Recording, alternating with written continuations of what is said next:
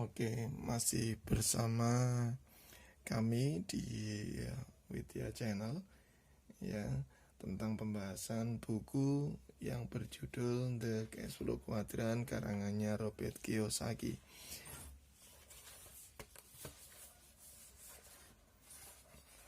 Kita lanjutkan dari pembahasan kemarin terkait tentang 3 sistem bisnis. Ya, kemarin kita bahas tentang perusahaan tradisional jenis C ya. Jadi di kuadran kanan, di kuadran B ini dibagi menjadi 3 bagian. Yang pertama adalah perusahaan bersistem atau perusahaan jenis C atau perusahaan tradisional. Yang kedua adalah bisnis waralaba ya. Yang akan kita bahas pada kali ini adalah bisnis waralaba. Ya, ini ya.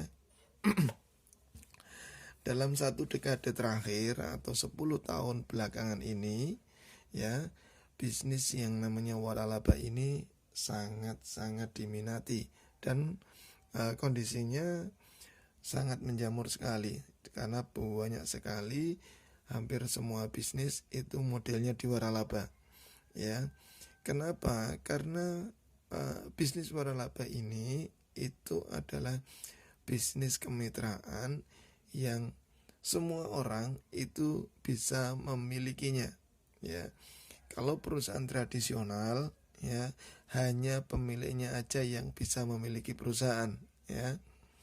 Tapi kalau waralaba ini konsepnya adalah konsep kemitraan. Jadi kita punya lisensi waralabanya dan kita bisa jual lisensi waralaba tersebut kepada semua orang ya, sehingga bisnis ini dalam 20 tahun belakangan ini sangat menjamur sekali ya.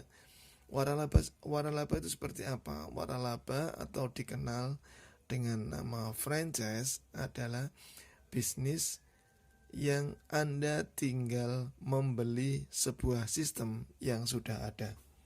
Umpama Anda punya rumah makan ya, resto ini ternyata memang Anda punya resepnya, Anda patenkan resepnya, dan Anda akhirnya branding toko Anda itu dan Anda daftarkan di waralaba, di franchise.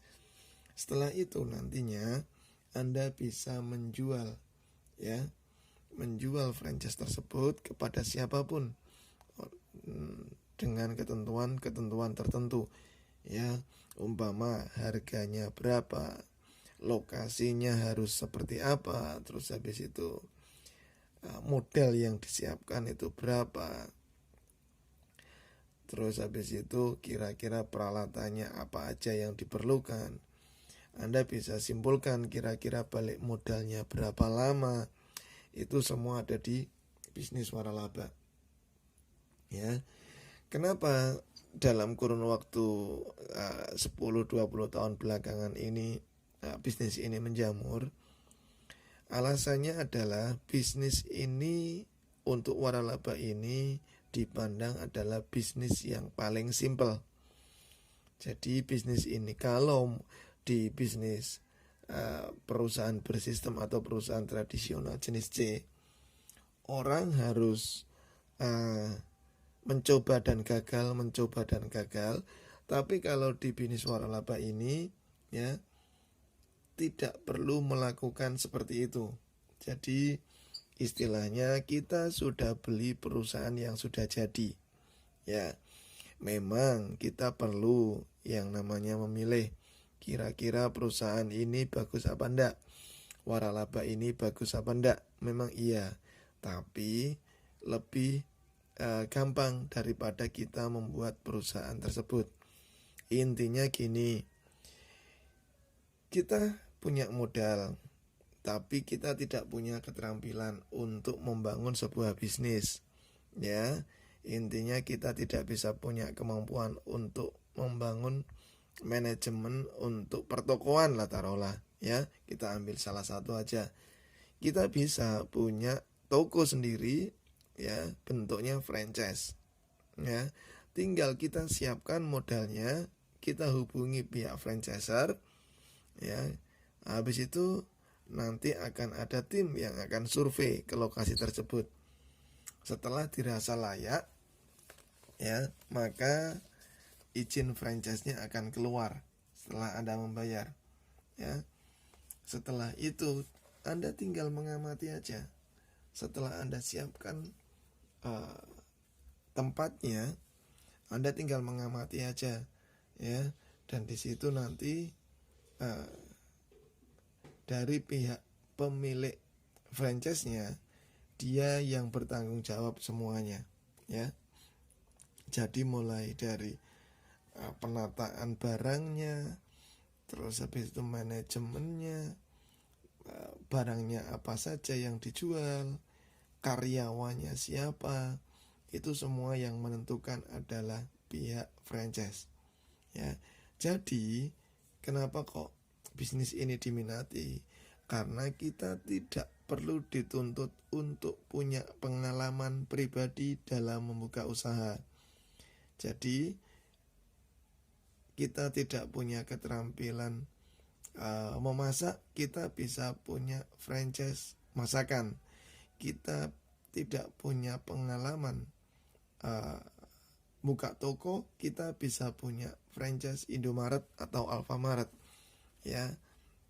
Memang modalnya gede, ya, tapi di situ sudah tidak perlu lagi kita istilahnya gambling lagi, ya. Kita nyoba dan gagal lagi, ya, karena untuk nyoba dan gagal itu sudah diwakili pihak franchise, ya. Sehingga ini sudah paten, termasuk warna bangunannya apa, termasuk warna botnya apa, itu semua sudah ditentukan, ya. Contohnya lah, kita jalan-jalan kemanapun akan ketemu Alfamaret dan Indomaret. Dan dimanapun kalau kita ketemu Alfamaret sama Indomaret, tokonya, pelangnya tidak mungkin warna putih polos, ya. Semuanya seragam, itulah namanya franchise. Kita masuk itu insya Allah juga sama. Sebelah kanan itu pasti kasir, ya. Sebelah kanan itu pasti kasir, ya. Sebelah kiri, kita langsung ke kiri, itu pasti gerai minuman, ya. Itu adalah franchise seperti itu. Jadi sudah ditentukan, ya, kasir sebelah mana, habis itu warna catnya apa, bahkan warna cat aja ditentukan, ya. Kita tidak bisa milih sendiri.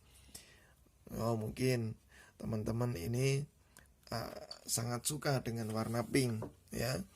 Anda beli franchise-nya Indomaret, habis itu minta khusus, ya, gerai yang warna pink. Saya rasa itu tidak akan walaupun teman-teman bisa bayar, tidak mungkin akan dikabulkan sama pihak Indomaret. Kenapa? Karena memang semuanya sudah diatur sedemikian rupa sehingga seragam. Jadi prinsip keseragaman inilah yang dipakai di waralaba, ya. Contoh sekali lagi, mungkin teman-teman kalau suka traveling keluar kota akan ketemu gerai yang namanya McD, atau mungkin kalau di kota-kota yang nggak ada McD mungkin ada yang namanya KFC, ya. Teman-teman boleh dicek, ya, bahwa rasa KFC mau kita nikmati di Medan, mau kita nikmati di Surabaya, mau kita nikmati di Semarang, mau kita nikmati di Kalimantan sekalipun, rasanya sama, ya. Logonya apa? Berbeda, ya. Logonya juga sama. Bahkan di luar negeri pun itu pun sama. Jadi tidak ada yang berbeda, ya. Tidak ada yang berbeda dari gerai KFC. Jadi logonya juga seperti itu, rasanya juga sama, ya. Termasuk juga harganya, ya, itu juga sama, Ya, kalau mungkin di luar Jawa mungkin agak sedikit penyesuaian, tapi tidak jauh beda dengan yang ada di Jawa. Itulah uniknya bisnis franchise, makanya banyak diminati. Ya, buat orang-orang yang tidak mau untuk gambling, buka usaha sendiri, bisnis franchise ini bisa dijadikan referensi. Ya, kenapa kok ini masuk ke aset? Ya, karena kalau Anda sudah punya ini, salah satu taruhlah Gelai Indomaret, ya, bisa dibilang Anda sudah punya aset. Ya, Anda tidak perlu ngapa-ngapain lagi, dalam arti apabila kesibukan Anda adalah seorang guru sekalipun, Anda tetap bisa ngajar. Nah, tapi setiap bulannya Anda dapat pemasukan rutin, ya, dari aset Anda yang berupa Indomaret tersebut. Nah, inilah kelebihannya. Dan di bisnis franchise kenapa banyak sekali yang tertarik, ya, selain kita tidak perlu trial and error, ya, di sini adalah kita juga tidak perlu ngatur soal manajemennya seperti apa. Ya, jadi semuanya sudah pasrah, ya, termasuk juga ngatur karyawannya gimana, ngerekrut karyawannya gimana, itu semuanya sudah dilakukan pihak franchise. Jadi kita tinggal setor uang, siapkan tempatnya, tanda tangani perjanjiannya, dan kita bisa menikmati laba dari bagi hasil dengan pihak franchisernya.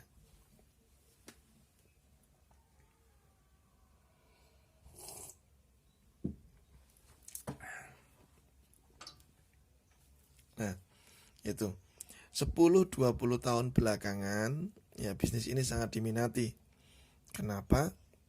Salah satunya adalah saya yakin itu juga terpengaruh dari bisnis buku ini. Ya, dimana menggolongkan yang namanya franchise adalah usaha yang menjanjikan, sebuah usaha yang kita tinggal beli sistemnya, sebuah usaha yang kita tidak perlu trial and error, mencoba dan gagal. Ya, itu, ya, tidak perlu punya keahlian khusus seperti di bisnis tradisional model C. Kalau di bisnis tradisional, Anda wajib memiliki keahlian khusus. Anda pengen di bidang apa, Anda harus menguasai dulu di bidang tersebut.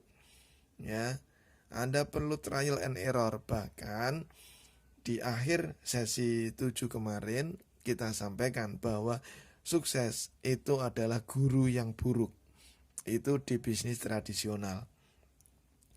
Jadi rata-rata mereka perlu gagal untuk membangun perusahaan itu 3-4 kali. Lah, biar tidak terjadi seperti itu, ya, ada alternatifnya, yaitu dengan Bapak Ibu semuanya membeli franchise atau waralaba. Ya, yang pasti untuk memilih waralaba itu perlu yang namanya kita melihat dulu kira-kira waralaba ini bagus apa tidak.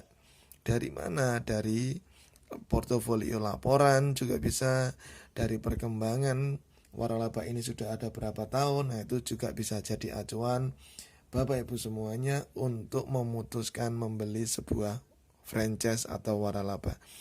Terima kasih sudah menyaksikan.